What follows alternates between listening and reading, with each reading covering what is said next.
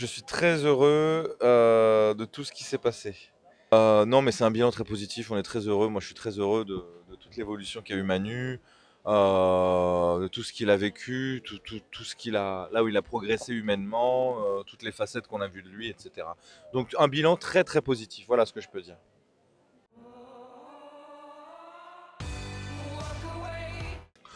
Waouh, il y en a eu pas mal les intrigues. Il y en a eu pas mal les intrigues quand même très intéressantes. Alors, quand même. Il est vrai que l'intrigue avec la motarde de Elsa était plutôt pas mal. On a aimé. On a aimé aussi. Oui, parce qu'il y avait ma fille qui a failli mourir, qui avait fait une fugue, qui s'est retrouvée dans les pattes d'un type un peu particulier, etc. Un petit salaud. Donc tout ça, c'était vachement bien. Il y avait de l'action. Avec Jiménez, quand il a fallu que j'aille la chercher, Elsa, il a fallu que j'aille la chercher chez Jiménez, beaucoup d'action et tout ça, on a aimé. Ah bah comme un père qui vit le départ de sa fille, c'est-à-dire au début très mal. Il va falloir l'accepter tout ça, hein. Donc ça s'est passé parce que vous avez vu, c'est-à-dire de la colère, du refus, non-acceptation. euh, et puis au final, merci. Et puis au final, il accepte, il valide, il accepte que sa fille s'en aille, hein, voilà, avec son copain. Après, il va être serein avec le manque de sa fille, mais il va être serein parce que il a déjà lutté contre avant, il va pas lutter contre après. Une fois qu'il a fait le choix de la laisser partir, elle est partie, hein, voilà.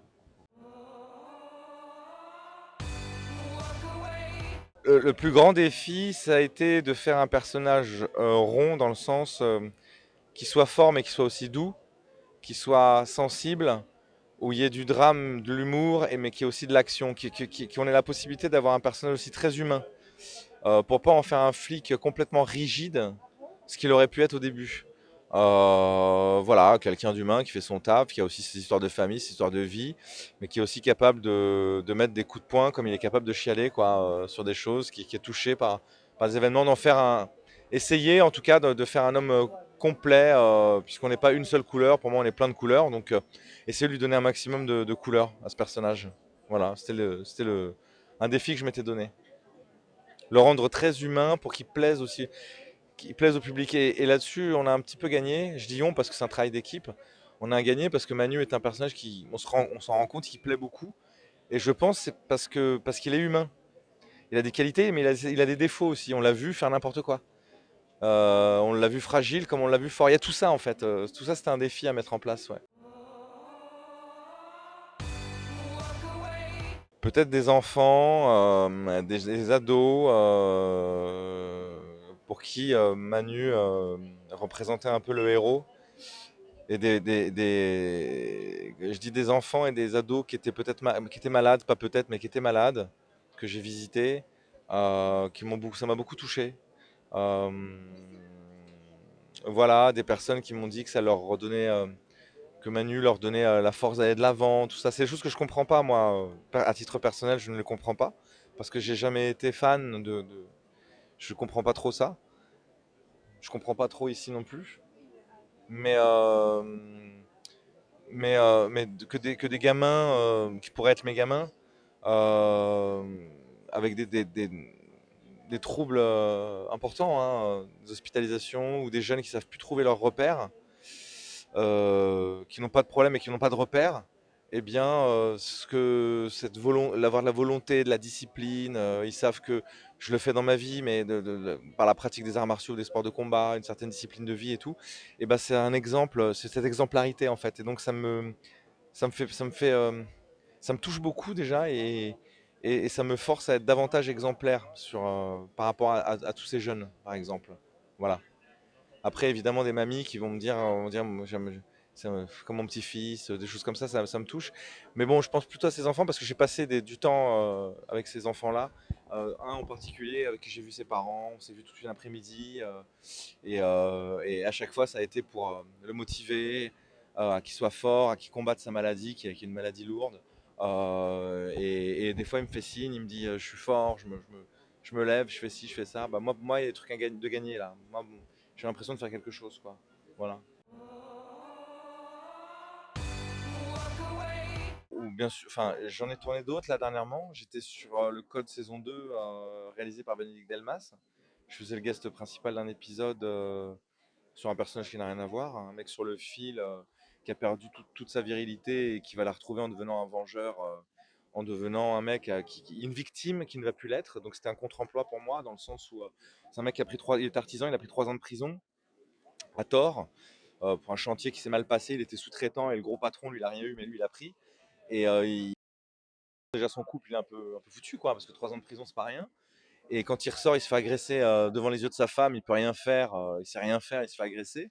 Et là, il décide de se mettre au des sports de combat, il prend de la masse musculaire, machin et tout, et il va aller provoquer dans la rue après, il va aller provoquer des types pour qu'ils l'agressent, et il va les corriger. Et un jour, il va corriger un peu trop, et il va faire un homicide. Ou pas, enfin on va voir si c'est lui vraiment, comment ça s'est passé, est-ce que c'était volontaire ou involontaire, c'est tout ça le sujet de l'enquête réalisée par Bénédicte Delmas. On ne sait pas trop si c'est lui ou si c'est pas lui, c'est ça l'intrigue. Et après j'ai fait l'unitaire pour France 2 encore, Je suis né à 17 ans, réalisé par Julien Seri sur l'adaptation du livre de Thierry Beccaro, qui parlait de l'enfance maltraitée, hein. C'est un sujet aussi qui me touche beaucoup. Tout ce qui touche aux enfants me touche assez, et en particulier sur la violence faite aux enfants, ça me touche à titre personnel.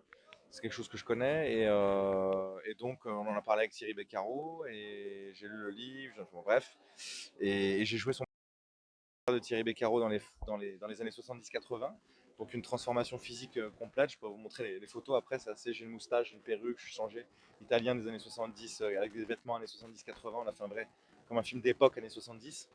Et là, je suis complètement transformé physiquement, et je jouais donc le père de Thierry Beccaro qui battait qui était un peu, hein, qui buvait un peu et qui était très dur, qui mettait de la grosse tarte et compagnie à son môme, et qui en même temps était un père, comme il le dit lui-même Thierry, compliqué ces pères-là, c'est-à-dire que ils te donnent et puis 2 heures après ils vont dans ta chambre pour te dire allez dors mon bonhomme, bonne nuit, n'oublie pas que je t'aime. Voilà, donc c'est pas un travail de vengeance qu'on voulait faire, c'est un travail de pardon par rapport à ça, parce qu'il faut, quand tu vis ça, il faut apprendre à pardonner. C'est pas tes valises, hein, qu'on te donne. Voilà, là je m'étends un petit peu, je suis désolé, mais c'est pas tes valises, c'est pas les tiennes ces valises. Par exemple, c'est ce père qui était violent, c'est ce père qui a dû vivre un truc pas cool et qui est chargé de cette valise qu'il transmet à son gamin par frustration.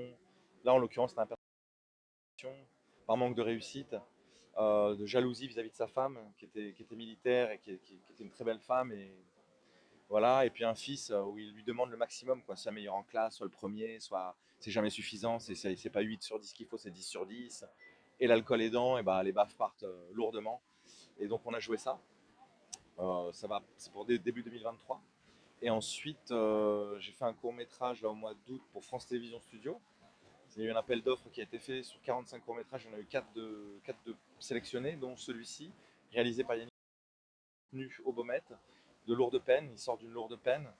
Et donc on est sur un film d'auteur de 12 minutes, un court métrage. Film d'auteur, je précise, parce que c'est assez poétique et assez violent, mais c'est un détenu qui sort de prison, donc des Baumettes. On a reconstitué, les Baumettes ont été reconstitués et on les a mis sur fond vert.